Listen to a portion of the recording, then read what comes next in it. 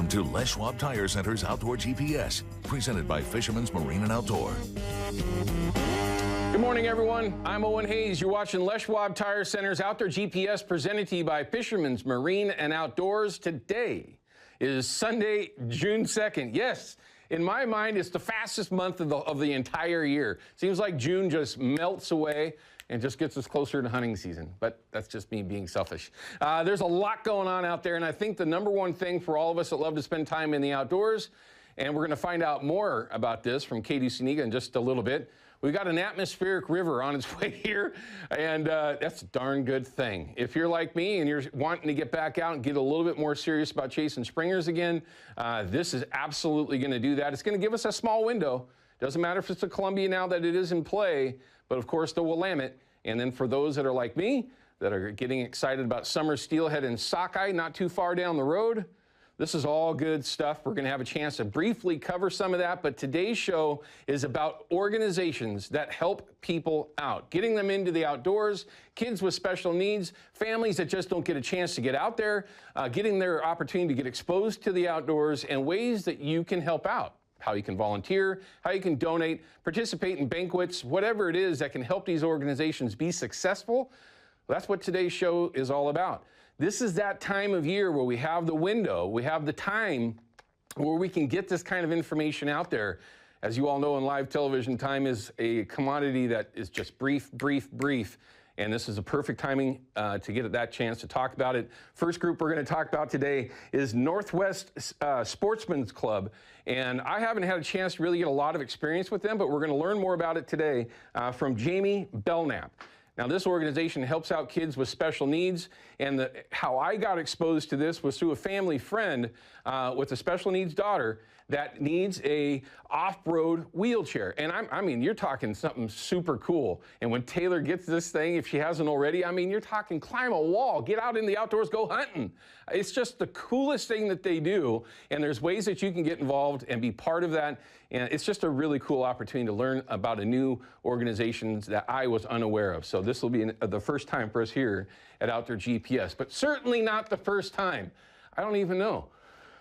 Fifth or sixth time? How many times have you guys been in? It's been a bunch of times, and it's for a great reason. Get hooked. And the folks behind it, we've got Deshawn and Kayla Berry here in the studio. We're going to talk about what they do to help kids and families get into the outdoors.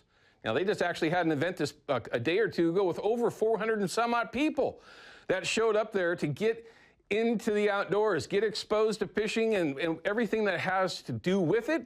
But it's not just about fishing. There's a lot of things going on when you're talking about the outdoors. Again, I say it all the time. It's not just hiking, biking, fishing, hunting, snowboarding, whatever the heck it is that you like to do.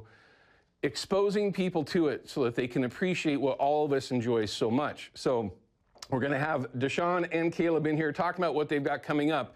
I believe, and I got this right, June 29th is their next event over at Kelly Point Park. And that's a great opportunity that you can help out, you can donate, or participate in. So it'll be certainly a great opportunity to check in with those guys and see how things have been. Maybe get a report from them. Maybe they've been fishing. Maybe they've been out having some fun. Maybe I can talk Caleb and let me shoot some of his ducks again. And a goose. We got a goose last year, right? We got a couple geese, as a matter of fact.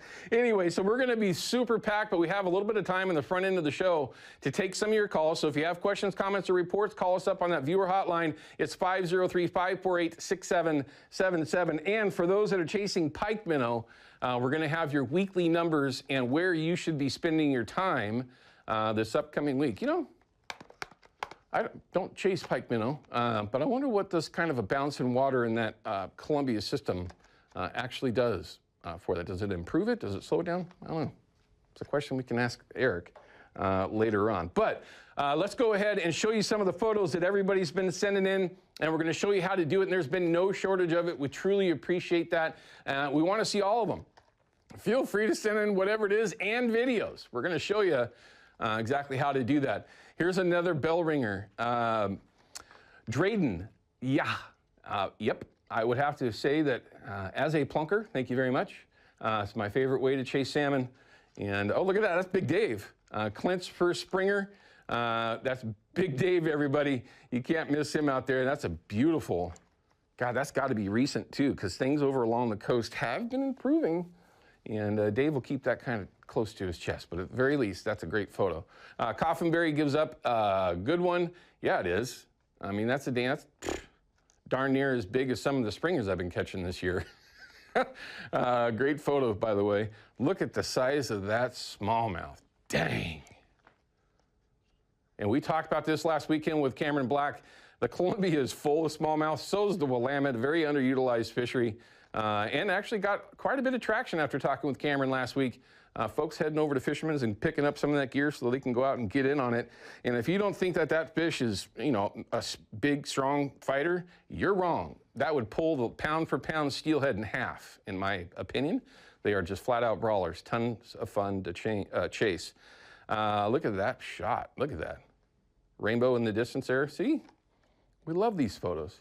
Doesn't have to be hero shots, but it can certainly be good scenic shots. Dennis, thanks for sending that in. And again, we'll show you here in a second how we actually get all those in there. There's a turkey. End of the season, Tom. Yep, it is over, but it was one of the best turkey seasons in recent memory, at least from what everybody told me. I didn't get a chance to chase them myself this year, but it just made me hungry. By the way, deep fried turkey breast is phenomenal. Anyway, here's another one. What are these? 60th birthday, looks like. This is Butch with a whole bunch of smallmouth on a stringer. Very, very cool. No doubt there's more than enough out there to have some fun and some fish and chips. If you like to eat those things, there's definitely some great opportunities there. Holy smoke, Eastern Oregon. J.D. Peterson, a Billy. Wow. I've put in for those a couple of times. That's never going to happen. How cool is that? Eastern Oregon. Yep, in our backyard. Let's just hope that those brown bears that they're going to go ahead and release don't come down and just wipe them out too, but we won't get sidetracked with that. This is our Fox 12 app. Find out their GPS. Scroll down. It'll show you where to upload your photos and video, and we can show you off as well. All right, so we actually have a phone call hanging, but I'm going to hold on to that. We're going to cut to a quick break. When we come back, I've got Richard from Kenmore, and it looks like he's down in our backyard again, chasing some fish around in the Multnomah Channel. So we'll get that report when we come back from this break, and we'll dive into what you can expect our rivers to do with this atmospheric river showing up. We'll be back in just a minute.